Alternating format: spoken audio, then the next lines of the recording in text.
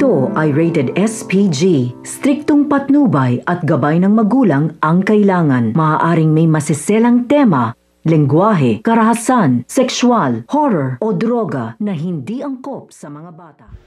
May malaking revelasyon nga sa totoong pagkatao nga dito kay Tata at mauungkat nga ang kwento dito kay Carmen. Si Carmen nga ay matalik na kaibigan raw nito ni Nay Guapa at dito na nga muntik masabi ni Nay Guapa ang katotohanan dito nga kay Carmen. Si Carmen pala ang tunay na nanay ni Tata dahil madudulas nga itong si Nay Guapa na magkakasundo nga raw siya ni Carmen dahil nga raw siya ang tunay na ina ni Tata. Ngunit mauudlot nga ito dahil pinigilan nga siya. Samantalang ito ngang si Sir Gov ay pinaghahanap nga ang anak niya ngang babae na nawawala nga.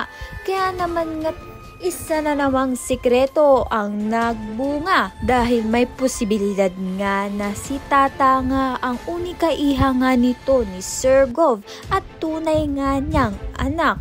Dahil nga ay hindi pa nga napapakita ang tunay nga na ama nga nito ni Tata. Sa kabilang banda naman nga ito ngang si Venice ay makakalabas na nga sa ospital nang makita nga ni Venice ang mukha niya sa salamin ay hindi niya na nga makilala ang sarili niya dahil sa dami ngang operasyon na ginawa sa mukha niya ay naritoke na ang mukha niya. Hindi na nga siya kamukha ni Tata. Ayan at iba pa ang dapat nating pakaabangan. Maraming salamat sa iyong panonood.